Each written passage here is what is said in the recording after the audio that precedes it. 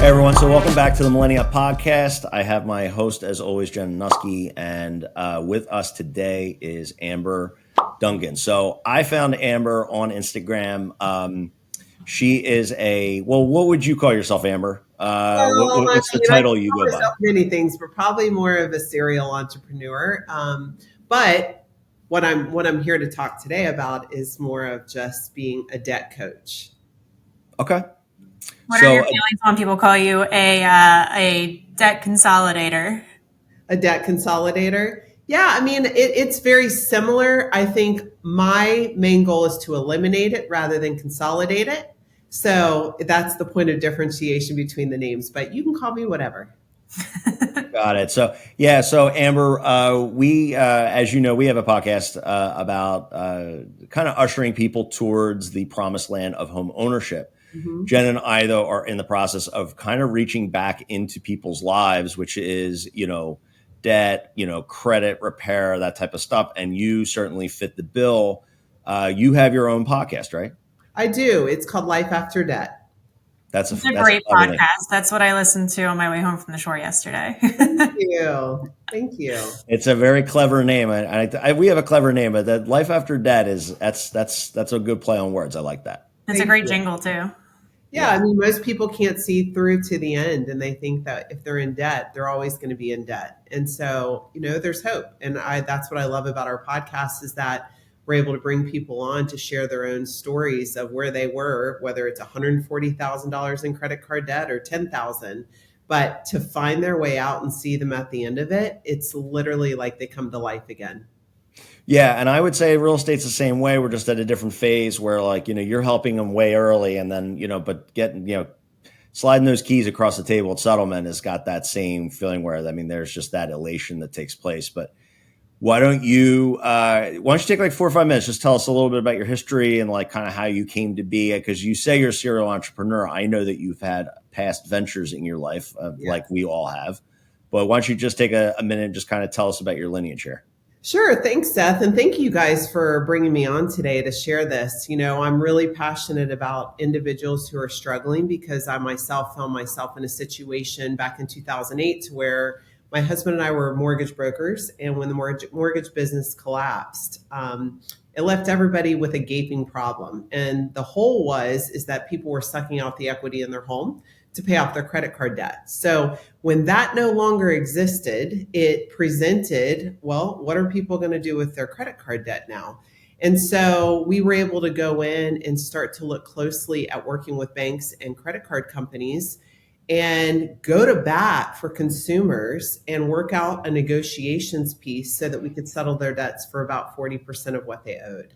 And that just allowed us, with a hardship, to get people out of debt a lot quicker. Because as you know, and maybe some of your listeners don't know, when people get these statements and they're making a payment, most of them are just making the minimum payments, right?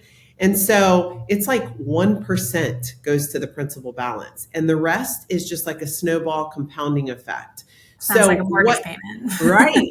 But the thing with the mortgage payment is all the interest is tax deductible. Right. Mm-hmm. That's what I love about home ownership that most people don't even look at. And I tell people that, especially when they're filing taxes, if it's your primary residence and the interest that you're paying, at least there's a benefit associated to doing it through home ownership, not with credit card debt. So it really is just a snowball compounding effect that whereas they might have had $40,000 in credit card debt, by the time they pay it off, it'll probably be close to $80,000 and they'll be paying for a steak dinner they had 2 years ago. And so when we launched that in 2008, it took off. And we've ended up helping millions of individuals in this country with their credit card debt and became one of the largest companies in the nation negotiating credit card debt. So it's been a rewarding industry, but it came out of the space of we lost everything and had to file bankruptcy. And you know what? We recovered from it because the truth is that is what drove us to go help individuals. We didn't want them to have to file bankruptcy, and we wanted to find another solution that would allow them the ability to get out of their situation with the least amount of pain. And that's what we did. Nice. Well, and so, yeah, I mean, listen, when the market turns, whether it's up or down, new market space opens up, and obviously you filled a very big need. Yes. I was lucky enough not to. I remember in 2006, my wife's friend said, "Oh, you should buy a house. You should buy a house." And I went to my father. I was like, "I'm thinking about buying a house." He's like, "Think again. You ain't doing anything," because he was a real estate guy. He understood. But I was very happy to not have to deal with that aspect of things. Mm-hmm. But so you live in Florida? I live in Florida. I have 5 children, and I also run other companies. I've done everything from Gigi's Cupcakes, a gym, gas stations. I've kind of played around. Jackie is one of my companies, and so I really enjoy the idea of building something. And most of my businesses are centered around, I want people to feel like $1 million.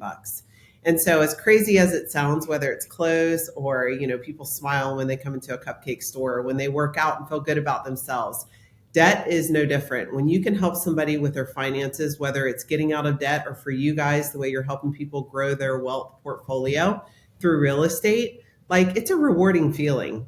So I got into it. Yeah, I think that's the underlying theme in everything that I do. Well, that's great. So what is so let's talk about homeownership a little bit. So, a lot of debt people either don't talk about debt or I'm sorry, homeownership, or the thing that caught my eye about you is that you kind of take a holistic approach, and like your whole thing is like, okay, yeah, we can deal with this debt, but then you're also like thinking down the road here of like, okay, well then, real estate's a good thing. You need to invest and that type of thing. And so why do you think that is? Like a lot of debt people just don't really talk about home ownership. Is it just because they like to stay in their lane, or they don't have kind of as broad of a view of things as you do? I think they're scared. I think that most people and everybody that I talk to that has debt, home ownership seems like it's like going to another country. Like, they feel so lost and confused about the process that they feel like if they can't even manage their credit card, how could they manage home ownership? But what they don't realize is that home ownership, to me, and the way I try to explain it to people, it's literally like a savings account for yourself. It's a retirement plan. It's an asset. And so the more that you can add assets to your portfolio, that really differs from credit card debt. And so once I can get the big picture to them to see that, listen, paying your mortgage is more important than paying your credit card. It's secured versus unsecured. And once the light bulb goes off, they get it and they realize that investing in a home is like investing in something that's going to appreciate over time. Credit card debt doesn't appreciate, it grows, right? So it's kind of like you just have to educate people on the difference. And most people just are not educated enough. They don't understand, or they feel overwhelmed with the process of home ownership. Yeah, and I think some people are financially more savvier than others. Some people are obviously have better, have more ability to afford things, than others. I think that hurdle exists just with home ownership and with debt. It's like, why do you think people are so averse to finances and money in general? I love that question. It's interesting, but if you think about your circle of individuals that you guys hang out with, I always say this: how often does anybody really get vulnerable and share, you know what, I am really struggling. We are behind on our mortgage right now. We are late on our credit cards. We're barely surviving. In fact, we're living on our credit cards. No one talks about it. Yep. It's an ooey topic that no one is comfortable talking about. And so that's why creating these spaces for individuals, I love to. The first thing I say when I get on a clarity call with people is, I want to let you know there is no shame or guilt around your situation. I'm only here to help you. And that's such an important piece of the puzzle, to create spaces for individuals to open up, because if you can give them permission to do so, as soon as you do that, they'll share everything with you. And the same with home ownership. Hey, there's no shame or guilt around the fact that you're still renting, but tell me what your biggest fears are with home ownership. And let's walk you through that process and get you connected with someone that can get you in a home. So you're not just flushing your money down the toilet renting, right? Yeah. And I think people can't get to where we want them to get to without them first getting past where you want them to get to. Right. So, I mean, you know, like us even bringing you on is all part of, I mean, we've talked about people's biggest hurdles of like, or objections to being able to buy a house, or why they think they can't, or why they think it's just unattainable. And a lot of times with like millennials and now the upcoming Gen Z too, is that they just feel like they have too much debt with student loans, or just too much, you know, credit card debt, or just their credit's not great. So, you know, going to somebody who can actually talk to the debt and, you know, fix that problem in order to even make it attainable, I think is a huge piece. And you're right. People just don't talk about it. I think there's pride involved in it too. Yeah. It's shame. It's shame and guilt. And I will say this much, man, men don't talk about it. I mean, especially the men. I feel like them. I don't know if that's your experience, Amber, but I know that, you know, they don't talk about it on the golf course or talk about it at the bar. They're like, yeah, I'm behind on my mortgage. You know, I got, you know, I mean, they'll complain about their spouse spending too much money, but they'll never go as far to say, yeah, and we're poor and we're not going to be able to make our mortgage payment this month. Like, it doesn't go that far. Yeah, people really don't like to say it. They're late too. I mean, I have a friend, you know, wanted to be able to move, and I went through all sorts of hurdles to be able to get something available for her. Did. And then, you know, come to find out, like, you know, the secrets come out once everything is run through the mortgage company. And, you know, in your episode, the secret spending, it's like, I was really surprised to hear you say 42% of couples like have some sort of financial secret that they don't disclose with each other. And, you know, that blew my mind, because when somebody's going to apply for a mortgage, it's all going to come out anyway. And you said, like, and people know that instead of saving your account, like, let's save your marriage first. And it's exactly. Like, because that can derail real fast. Oh, I mean, I can't tell you the amount of calls that I've had with individuals. And to your point, Seth, about men, I'll tell you, I would say 80% of my calls are women. They're females, because they're the ones that are managing the bills. They're the ones that see everything. They're the ones that have to bear the weight of the debt. And a lot of times they're the ones spending to the extent that their husband does not know, right? It's been very few instances to where I'll hear a male say he's spending and his wife doesn't know. It's typically the females who they're at home, they've got the cards, they're spending way beyond their means, their husband doesn't know. And it's just like, wait, let's hit the pause button for a minute here. Because while the debt's one thing, like, the secrets is another. And secrets to me are killers. Like, they will steal, kill, and destroy anything about a relationship or marriage. And so, to your point, I love what you said, Jennifer, about they know when you go to apply for a mortgage, it's like laying the truth out on the table. You know, and so it's really helping people to come together as a couple. And we talked about that, Seth, a little bit, is like, if they understood, if you came together, your money's going to compound a lot faster rather than work separately, right? Or be on two different pages financially. So what do you suggest for, let's say, a newly married couple? They're commingling funds if they haven't done it already. I know a lot of unmarried couples commingle funds, but what do you think sets a couple up best for success financially? You know, having their own money, or just putting it all together and talking, you know, and talking about it? Yeah, great question. And I'm a little bit of a different scenario, because both my husband and I were business partners along with being married, which is not easy to do. And so for the most part, if I could go back and redo it, if I could go back to day one, I would tell people, if you're married, put all your money together. Let it work together from the very beginning, because as soon as you start operating in the space of, well, yeah, we do have some joint accounts, but we also have our own money, right? That can be very dangerous to couples. And so I think what's important is that if you are married out there, that you come together, you unite, you sit down from the very beginning. I would even say pull a credit report.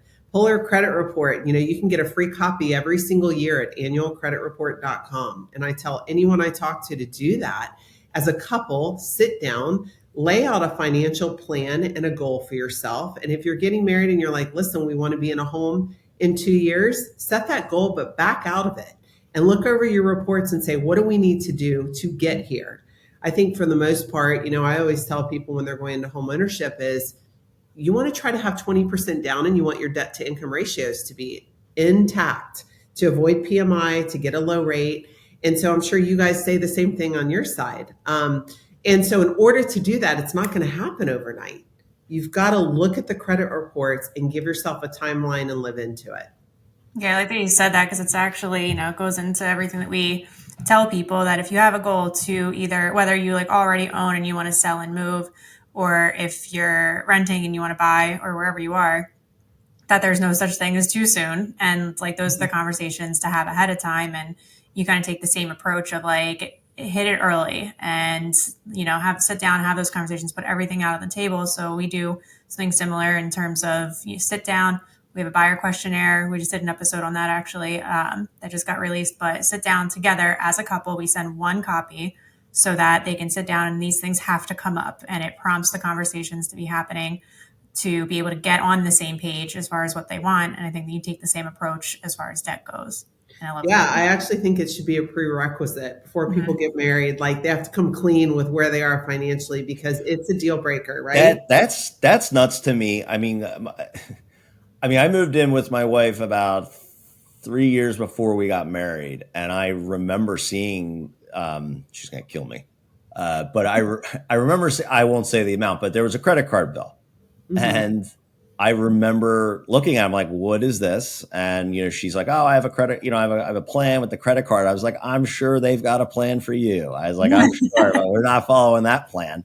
Um, and but even after that, we were able to get on. We knew what we made, how much money we had, like everything before we got married. It just is crazy to me that it's like people will get married, and sorry to anyone who's everyone can do what they want to do, but it's like it's really like you get married and then if someone pops out of their hatch and says, "Oh, I've got this credit card and this credit card," and it's just like I could just see that being a very, very hard thing to start a marriage off doing.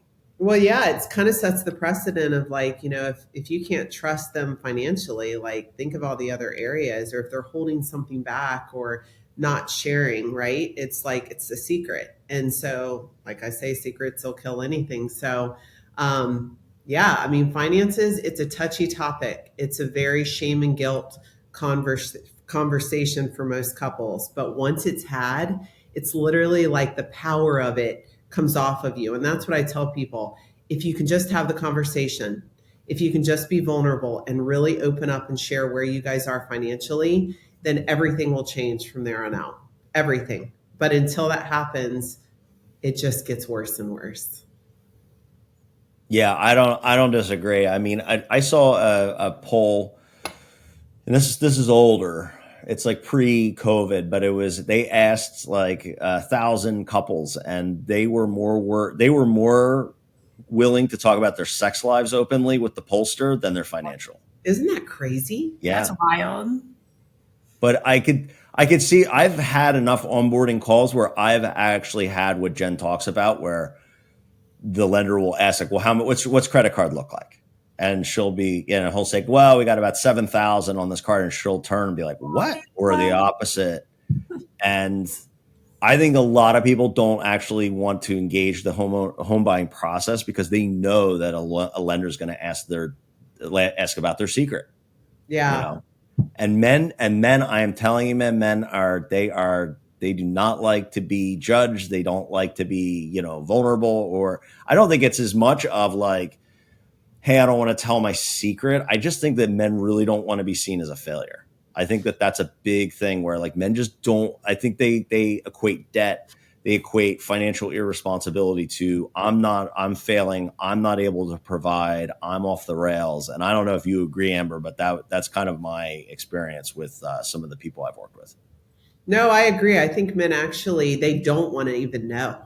Like they really would rather not know where they are because it's too much to bear for their Yeah. family. And to your point, they do feel responsible. So the less that they know, but what that does in turn is put a lot on the wife. And the wife carries the weight of, we have so much debt. I talk to individuals and women who are trying to pay the bills, and I'll hear them say, everything that we're making right now is going to minimum payments. Like we only have $100 left at the end of the month. And like I just think about that, and I always say to them, what is the total you're paying just in minimum payments? And they'll do the math.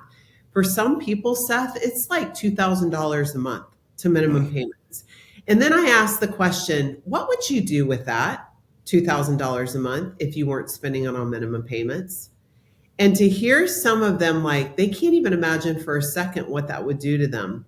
But what the bigger thing is for most is, yeah, financially it's hurting you, but your health, the stress that you're under because you only have $100 left at the end of the month because of your debt, Yeah. it's killing you. Yeah.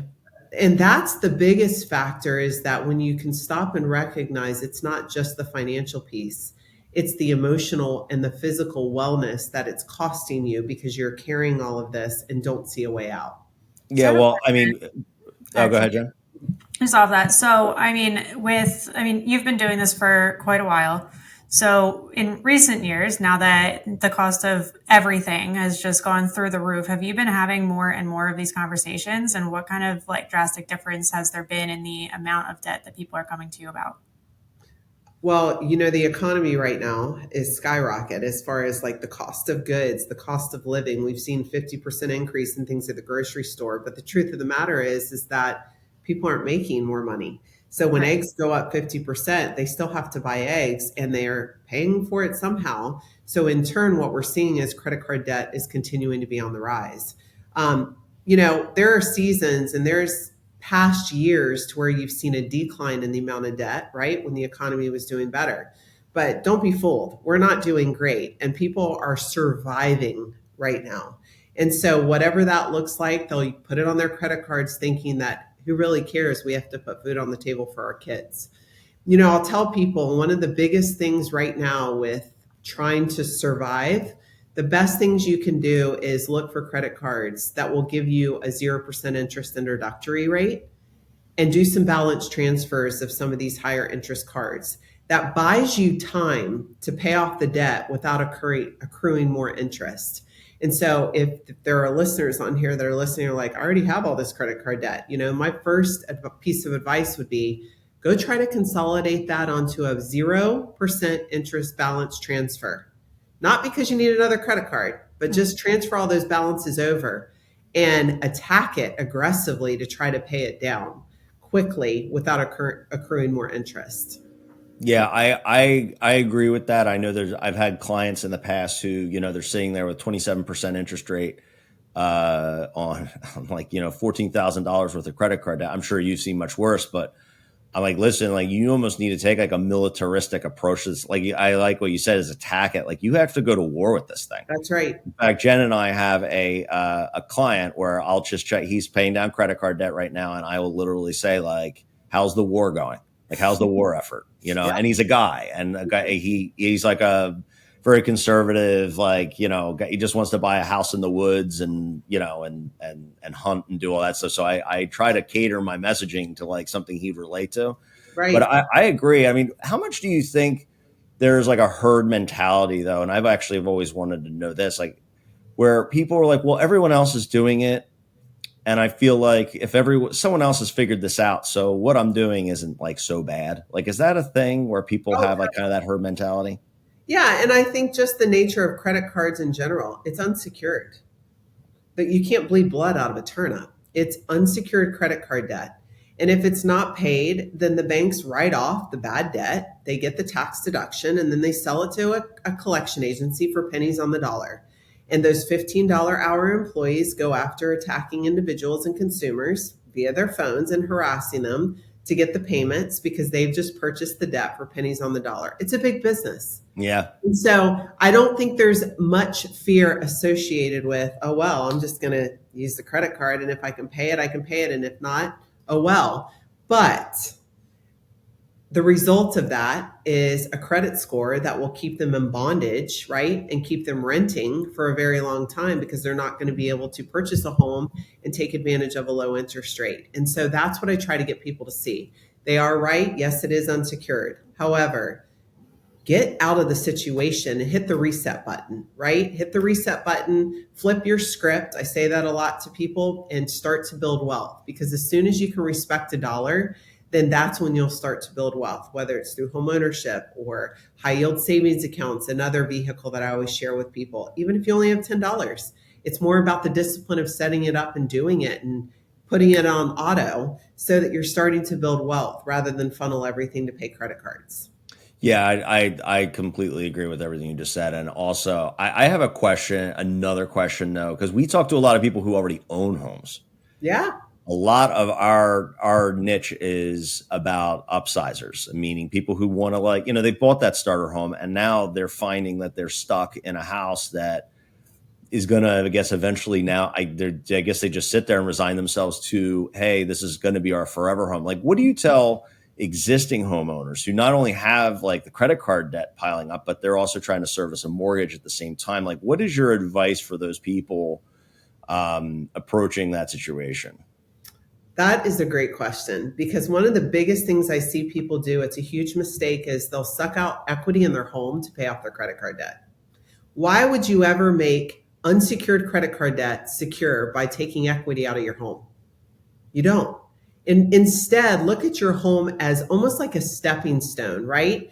The bigger the risk, the bigger the reward in home ownership, in my opinion. I always tell people, if you go into a home as a starter home, then you know what? Give yourself 3 years there. And as it appreciates, look to upgrade, not just because you want a bigger home. And it's not about the bigger home. It's about, if you can sell that home and make a decent profit, put 100% of that profit into the next step up, because it's going to appreciate even more, right? At the higher bracket. And so keep doing that. And that is a true wealth building tool. I watched my daughter and son-in-law do that. They got married, they got a starter home. When the market was hot, they took their appreciation and invested in a more expensive home. Now that one's appreciating. And so it's like, take advantage of the market, take advantage when the market is hot. And so you just got to kind of like watch what's happening and move with it. People are scared. They think that we've got to stay. This is our forever home. But you know what? If you want to build wealth, jump out there, look, get an appraisal done. What is your home worth? How much equity do you have sitting there? And by the way, don't just feel stifled with your primary residence. If you have equity sitting there, I can't think of anything better than to take that equity and purchase investment properties and create passive income with investment properties. And so there's always opportunities with home ownership. Yeah, I agree with you, because I think that the people get siloed. They see their Yahoo or Google News feed. It's like affordability is at the worst level ever. Have you approached, or have you had a lot of people contact, that you've spoken to, talk about their interest rate? So, there's this lock-in effect where people are saying, well, I've got this 3% rate and, going and trading up for a 7% rate. What do you say to those people, and do you advise them to do that? That's a tough one, because interest rates, they fluctuate, and you're not married to the interest rate, by the way. You're married to the house. You're just dating the interest rate. That's how I try to tell it to people. You can refinance it at any point in time and get a better rate. So I just want to make sure that everybody hears this, though, that this is not a real estate professional who is also agreeing to marry the house and to date the rate. Just want to put that out there. That's right. And so what you're doing is the house is going to appreciate regardless of the rate. What you do is you own the home because it's an investment, and you can refinance it when rates get better. It's all about, I think people get caught up too much about interest rates, but home ownership is home ownership, and appreciation is appreciation. Oh, and P.S., the taxes, or you get a tax deduction on the interest you're paying. So it's not like it's for nothing. It's so much better than renting that you're not getting any deduction for, by the way. Yeah. And something we remind our clients too is it's like, sometimes, and we don't try to discount the cost of a new interest rate, but sometimes, like, you really got to move out of that school district, or like you got a 40-minute commute, and like just moving, like, your whole quality of life, like, especially people with young kids, it's like, are you going to drive home to 40 minutes to the baseball field, or would you rather drive 10 minutes home to the baseball field, and that logistical hurdle, and those types of things that can happen, those other factors. I know a lot of people are saying, "Wow, I can't, upsize my, I don't want to take on a higher interest rate." The other thing a lot of people talk about is the fact that I don't think necessarily people need to upsize. Like, just because you live in a 1,500 square foot house doesn't mean you need to buy the 2,200 square foot house. If you're comfortable where you are, but you swap the house. By the way, and like to your point a few minutes ago, you got to boatload of equity. Like, it's not all doom and gloom. Like, there's a ton of money that you haven't done anything to make by other people buying and selling homes. You've built all this value. So it's not going to be like how you went in. You have all this cash to bring to get that payment down to where it needs to be, even if it is at a higher interest rate. Right. And the truth of the matter is if you leave it sitting in the home, you might as well bury it in the backyard. What is it doing for you? Yeah. Right.